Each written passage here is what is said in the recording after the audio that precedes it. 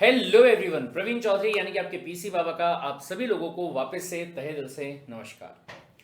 Sir बोले हमारे कुछ सीनियर वाले भी मतलब दोस्त भाई बंधु हैं, ठीक है, जो कि बोले सीएस ऑलरेडी कर रहे थे और उनका ये बोलना था कि यार देखो बोले ऐसा है कि सीएस डब्ल्यूटी जो है उसको तो बोले पास करना मक्खन है, लेकिन जब आप सीएस एग्जीक्यूटिव की बात करते हैं तो उसको पास करना बहुत ही टफ वाली चीज़ है।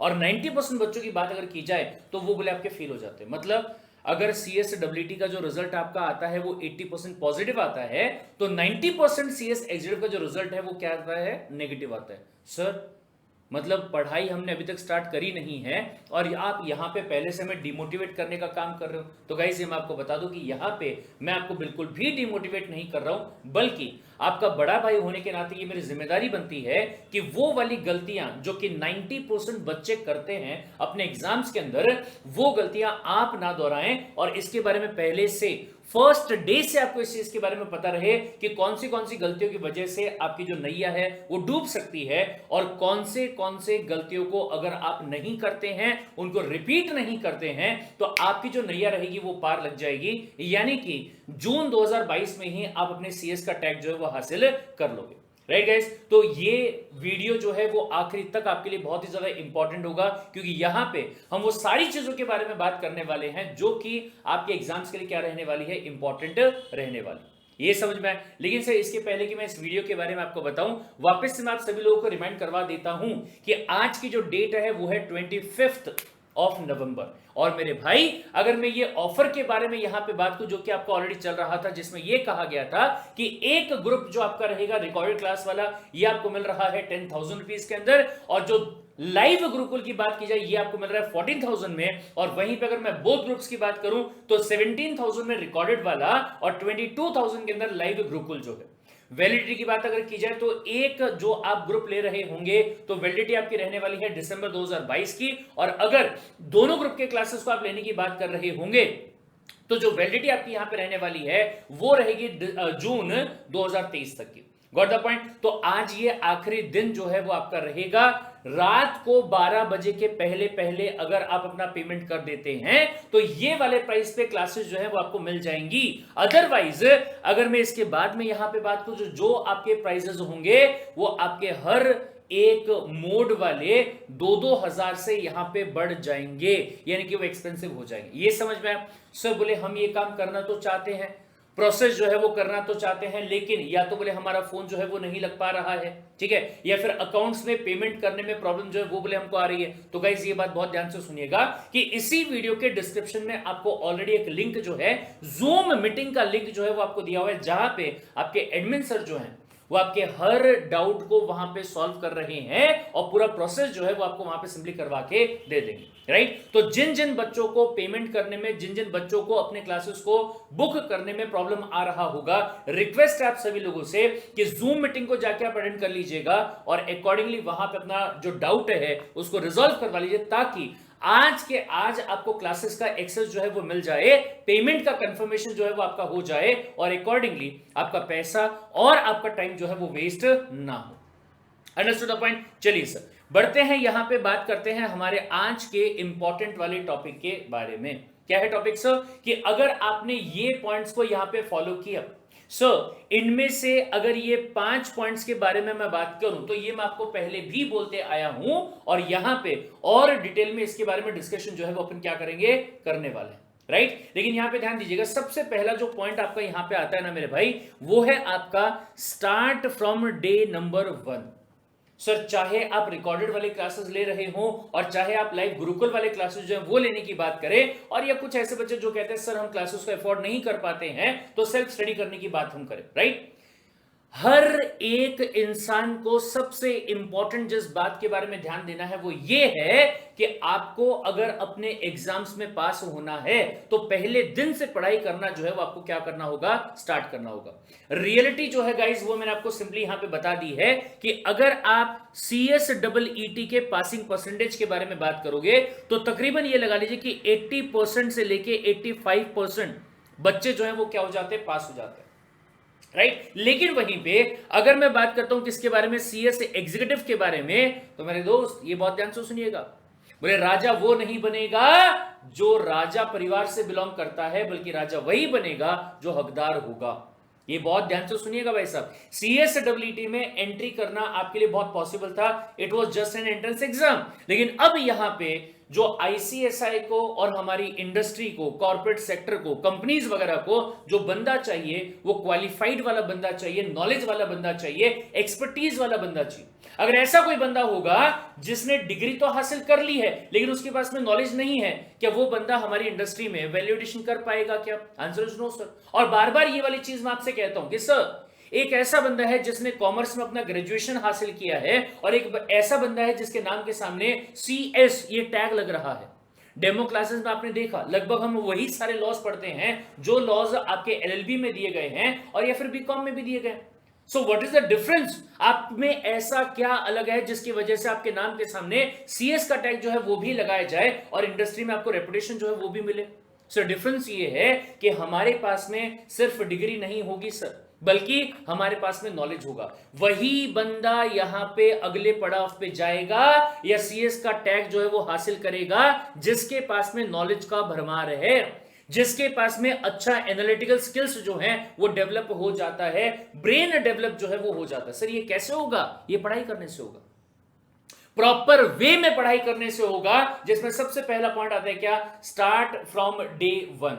सर ऐसे बहुत सारे बच्चे हैं जो क्या करेंगे सर, बोले आपको पता है क्या 2 दिन पहले मैंने CSEE की पढ़ाई करना स्टार्ट किया था, ठीक है, और 2 दिन में मैंने ऐसा पढ़ा कि 120 मार्क्स में लेके आ गया है।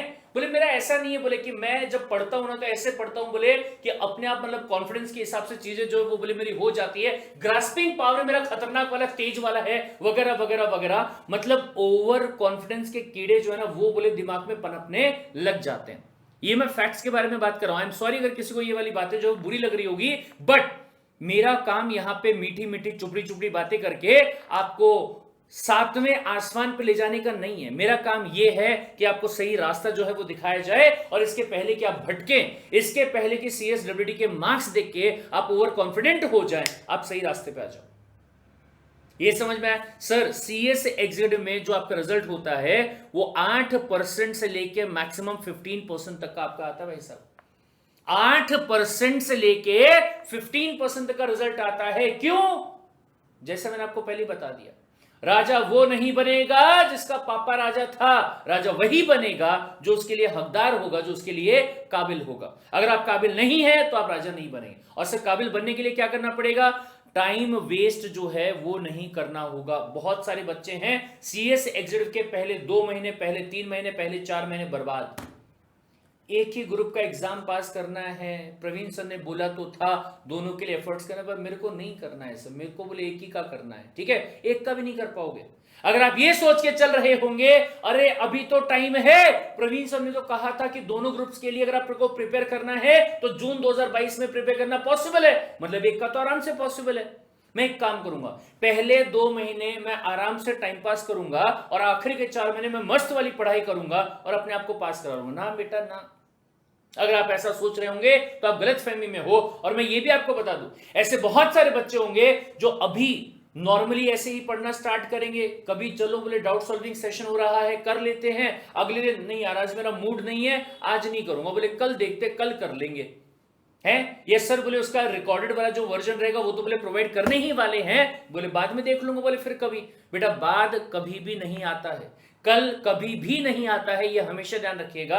आपको जो करना है वो आज से ही करना है और पहले दिन से, आज से मतलब ये बेटा कि जिस दिन आपसे ये कह दिया जाएगा कि अब आपका जो शेड्यूल है वो स्टार्ट हो चुका है 29 नवंबर या फिर 1 दिसंबर एज द केस में भी, उस दिन से आपको प्रिपरेशन करना, अपना क्या करना होगा, स्टार्ट करना पड़ेगा।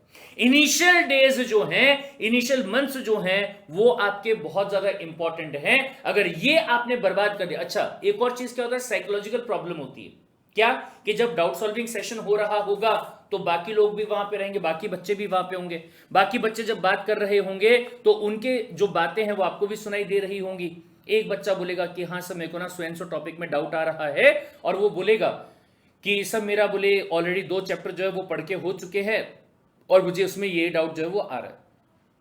आप बोलोगे यार 2 चैप्टर पढ़ के हो गए हैं, मैंने तो अभी तक पहले वाला जो है वो भी बोले खत्म नहीं किया है और इसके 2 चैप्टर पढ़ के खत्म हो गए। नेगेटिविटी वहां पे आनी आपकी क्या हो जाएगी, स्टार्ट हो जाएगी।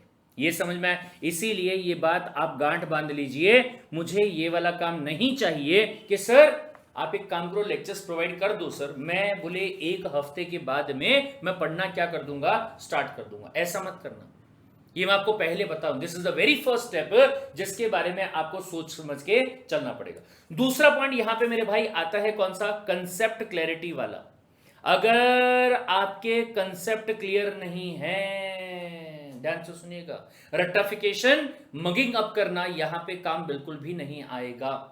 माना कि ग्रेजुएशन में आपको कहीं पे काम आ रहा होगा, माना कि 11th और 12th वाली क्लास के अंदर आपने डेफिनेशन वगैरह को अच्छे से रट लिया होगा, वहां पे आपको काम आ गया होगा और रट के आप 80%, 90%, 95% मार्क्स लेके आ गए होंगे। यहां परसेंटेज मैटर नहीं करता है। अगर आप बाउंड्री पे भी पास हुए हो वो भी चलेगा, बट नॉलेज हासिल होना चाहिए। ये मैं यहां पे कहना चाहता हूं कि भाई साहब अगर आप एक सिर्फ लेमन सीएस बने, लेमन मतलब ठीक है नॉर्मल आपके पास में क्या है, ज्ञान है, और उसके हिसाब से आप सीएस बने, क्या करके मगिंग अप करके मगिंग अप करके मगिंग अप करके, लेकिन उस ज्ञान को आप अप्लाई नहीं कर पा रहे हो। आपको सामने वाली कंपनी जो है वो कहती है कि सर देखिए बात ऐसी है कि हमारे यहाँ पे प्रॉफिट जो है वो इतना इतना आ रहा है, अब बोले सीएसआर करने से हम बोले बचना चाहते हैं, हम ये साल के लिए सीएसआर नहीं करना चाहते हैं, कुछ हो सकता है क्या बताओ।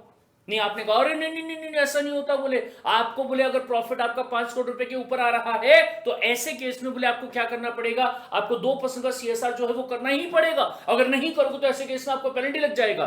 सामने वाली कंपनी जो है शायद एक बार आपकी बात मान ले, लेकिन बाद में जाके जब कंपनी को ये पता चलेगा कि कोई और ऐसा बंदा है जो ये बता रहा है कि कैसे आप इसके लिए प्रॉपर प्लानिंग कर सकते हैं, जिसमें कि लॉ के दायरे में रह के, लॉ के दायरे में रह के, लॉ को मैं यहां पे अवॉइड करने की बात नहीं कर रहा हूं, लॉ के दायरे में रह के अगर बोले आप इस साल सीएसआर नहीं भी कर पाते हैं तो कैसे आप पेनल्टी से बच सकते हो वगैरह वगैरह वगैरह, वो सारी चीजों का नॉलेज अगर आपके पास में होगा तो आप एक बेहतर सीएस कहलाओगे। तो ऐसे केस में आपको सिर्फ एक लेमैन नहीं बल्कि क्या कहा जाएगा, क्वालिफाइड कंपनी सेक्रेटरी जो है वो कहा जाएगा। और ये ध्यान से सुनिएगा मेरे भाई, क्या जो लोग क्वालिफाइड कंपनी सेक्रेटरी हैं वो लोग सीएस के फील्ड में और आगे और आगे और आगे बढ़ रहे, और जो लोग लेमैन वाले कंपनी सेक्रेटरीज हैं वो ये कह रहे हैं सीएस में कोई स्कोप ही नहीं है, फालतू का कोर्स मैंने ऐसे ही मुंह उठा के कर लिया है, अच्छा वो मेरे चाचा के भतीजे ने कहा था सीएस मत कर, कोई और कोर्स कर ले, इससे अच्छा बोले एमबीए कर ले। ये समझ में आया? तो मेरे दोस्त ये ध्यान से सुनिएगा कि अगर आपका ये बोलना हो कि मैं मेहनत नहीं करना चाहता हूं, मुझे तो रट्टाफिकेशन बहुत अच्छे से करना आता है और उसके जरिए मैं लेमन सीएस बन जाऊंगा, कोई फायदा नहीं।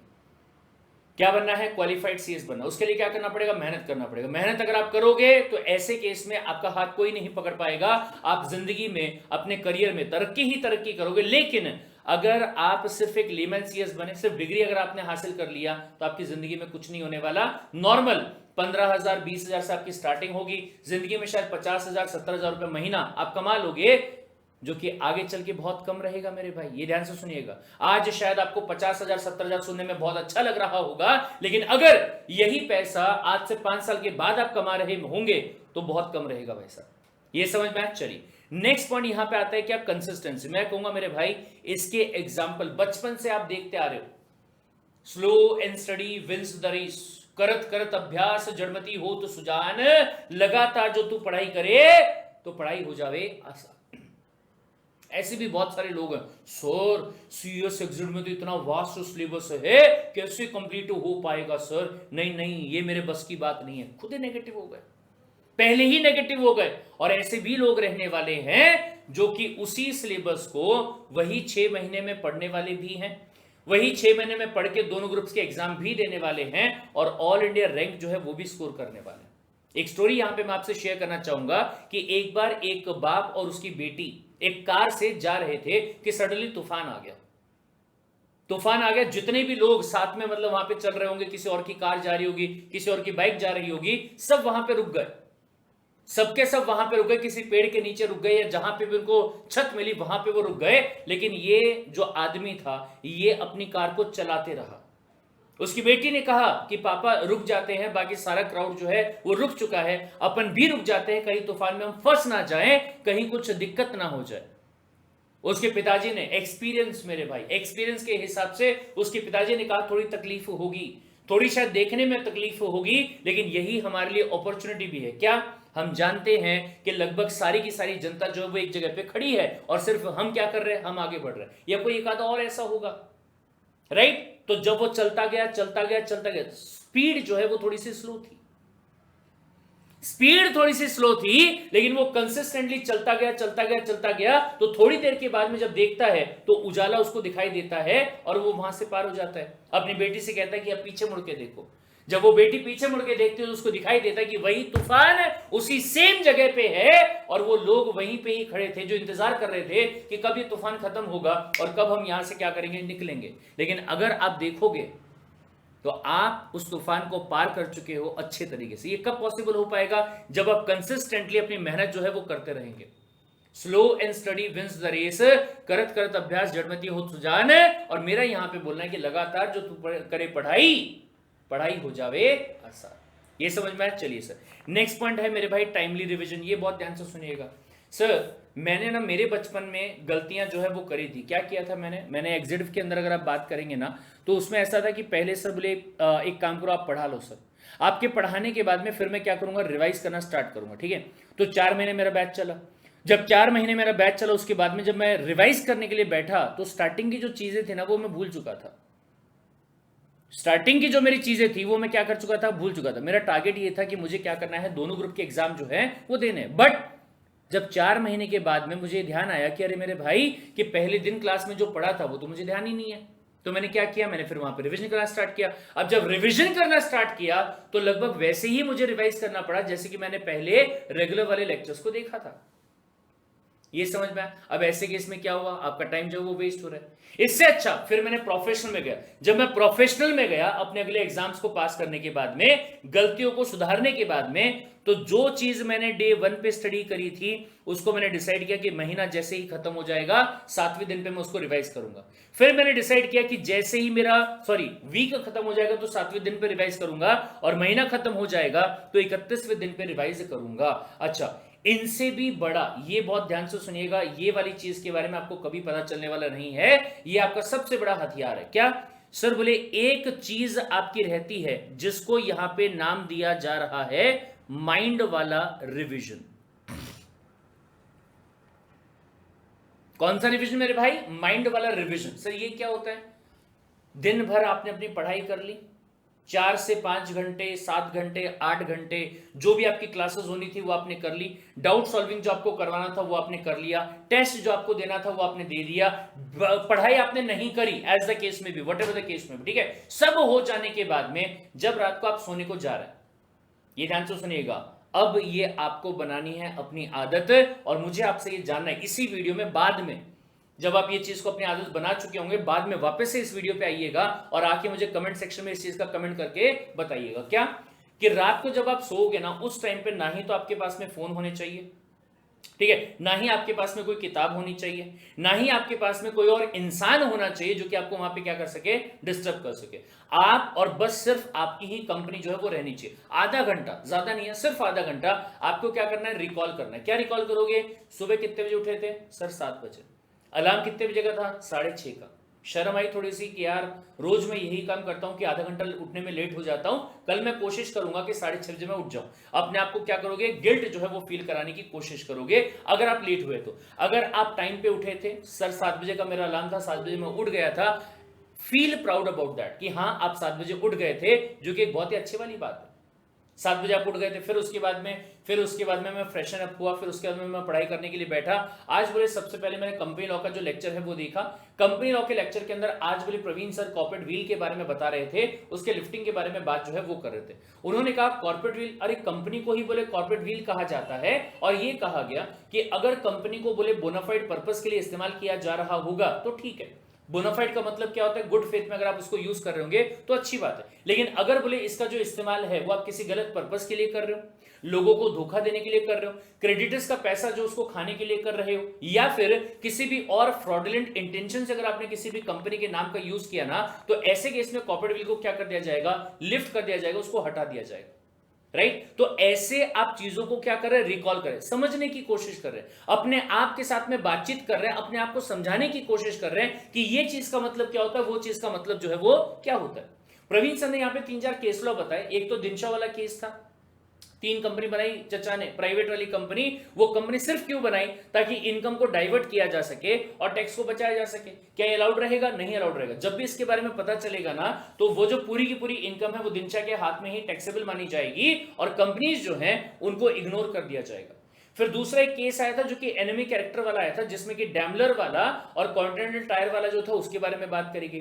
फिर उसके बाद में एक केस आया जहां पे गिलफोर्ड मोटर्स और हॉर्न के बारे में बात की गई, जिसमें हॉर्न नाम का जो बंदा था उसने गिलफोर्ड कंपनी के साथ जो कॉन्ट्रैक्ट बनाया था उसका ब्रीच करने के लिए, उसमें धोखा करने के लिए एक कंपनी बनाई, हॉर्न लिमिटेड के नाम से या कोई भी और नाम से बनाई होगी, और उसके थ्रू फोन करवाया। तो सर कोर्ट ने यह कहा कि माना कि फोन आप कंपनी के थ्रू करवा रहे हैं, माना कि कंपनी को सेपरेट लीगल एंटिटी मानी जा रही है, लेकिन आपने कंपनी का इस्तेमाल अगर इस पर्पस के लिए किया होगा तो यह इग्नोर कर दिया जाएगा कि कंपनी बनाई गई, जो हॉर्न नाम का बंदा होगा उसे ही रिस्पॉन्सिबल मान के चला जाएगा। कितना टाइम लगा ये चीज को रिवाइज करने के लिए? यही वाली बात जब आप रेगुलर क्लास में पढ़ रहे थे आपको आधे घंटे का टाइम लग गया। प्रवीण सर ने आपको आधा घंटा पूरा एक्सप्लेन करके ये वाली चीज को बताया होगा, बट रिवाइज करने में 2 मिनट के अंदर पूरा रिवीजन हो गया मेरे भाई।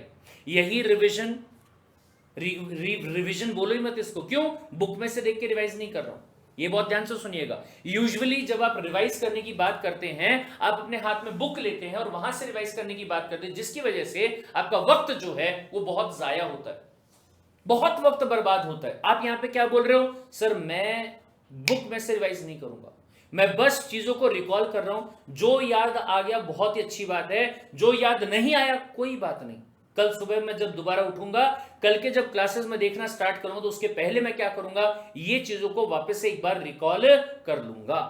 ये समझ में आ बोले? ठीक है भाई साहब, चलिए अब यहां पे ध्यान से सुनिएगा, अगला पॉइंट राइटिंग प्रैक्टिस। ये तो मेरे भाई जितनी बार बोलूं उतना कम है।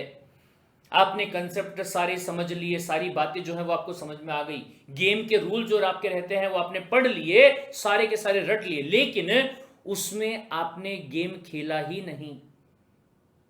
जिस गेम के बारे में आपको नॉलेज आना चाहिए था सब आपने समझ लिया।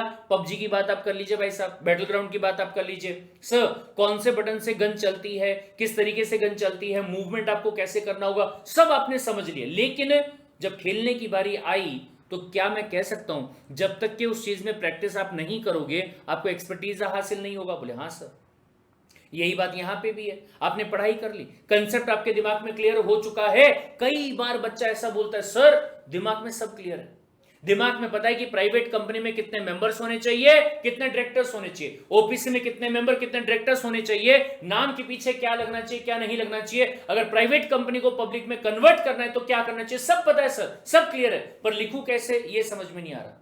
से क्यों समझ में नहीं आ रहा? क्योंकि 6 महीने पढ़ाई पूरी करी, कंसेप्ट पूरे क्लियर किए, लेकिन कहा नहीं मेरे पास लिखने का वक्त नहीं है, आखिरी में जाके एग्जाम में मैं लिख लूंगा, क्योंकि हमेशा मैं ऐसे ही करता हूं। पिछले 12 साल से आप ऐसा ही करते आए हो कि पढ़ाई करते गए करते गए करते गए करते गए करते गए और सीधा एग्जाम में जाके नेट प्रैक्टिस किया ही नहीं और सीधा एग्जाम में जाके क्या कर रहे हो, फाइनल मैच खेल रहे हो। फायदा होगा क्या? नहीं हो पाएगा सर। क्यों? अरे लिखने की प्रैक्टिस ही नहीं करी ना। तो मेरा ये बोलना है कि 1 question every day keeps the failure away. अगर आप चाहते हैं कि आप फेल ना हो तो रोज का हर सब्जेक्ट का कम से कम एक क्वेश्चन जो है वो आपको लिख के देखना चाहिए। स्टार्टिंग में बहुत ही बेकार लिखोगे, ऐसा लिखोगे कि खुद का ही आंसर पढ़ के आपको शर्म आएगी, लेकिन धीरे धीरे जब आप वही चीज में काम करते जाओगे करते जाओगे करते जाओगे करते जाओगे तो एक्सपर्टीज आपके पास में आ चुका होगा और फाइनल एग्जाम में फैमिलियर लगेगा। भाई साहब ये मेरा रोज का काम है, बोले रोज यही वाला काम करता हूं मैं। कई बार आपने देखा होगा एक बंदा रोटी बना रहा है, रोटी बेल रहा है ऐसे और फेंक रहा है, बेल रहा है फेंक रहा है, बेल रहा है फेंक रहा है, बेल रहा है फेंक रहा है, देख भी नहीं रहा है वो बंदा कि भैया सही जगह पे जा भी रही कि नहीं जा रही है। क्यों? एक्सपर्टीज हो चुकी है भाई साहब। क्या ऐसा था कि पहले ही दिन उसने बेला और ऐसे फेंकना स्टार्ट कर दिया और फटाफट उसका काम हो रहा है? नहीं सर, क्या किया होगा? प्रैक्टिस। बार बार बार बार बार बार बार बार लिखने का प्रैक्टिस किया होगा, तब जाके वो चीज जो है वो यहां पे उसकी आई होगी।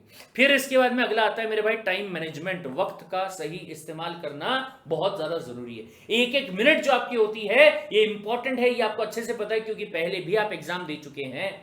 जितने भी बच्चे ऐसे होंगे जिनका ये कहना होगा कि सर मेरा 10 मार्क का, 5 मार्क का, 15 मार्क का, 20 मार्क का पेपर छूट जाता है और वही सबसे बड़ा कारण होता है कि मैं अपने एग्जाम्स को पास नहीं कर पाता, ये मैं आपको पहले भी बता चुका हूं। और जिन लोगों ने पहले ये बात को नहीं देखा, मैं दोबारा यहां पे बता दूं क्या, कि आपके पास एग्जाम में मान लीजिए 120 मिनट्स हैं।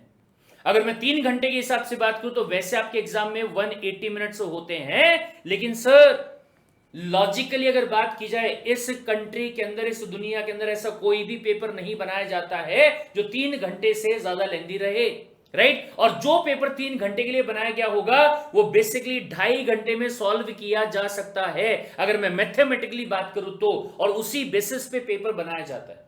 इट इज नॉट अलाउड कि 3 घंटे के लिए ऐसा पेपर बना दिया जाए जो एकदम लेंदी वाला रहे, ये ध्यान रखिएगा हमेशा।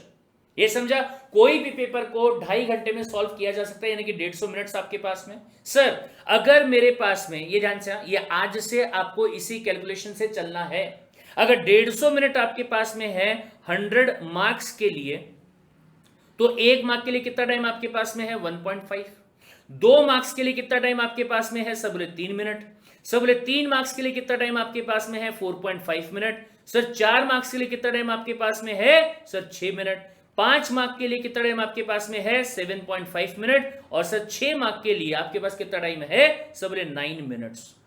ठीक है, आपको जो घड़ी देखनी है वो आपको पूरे पेपर के हिसाब से नहीं देखनी है आज के बाद।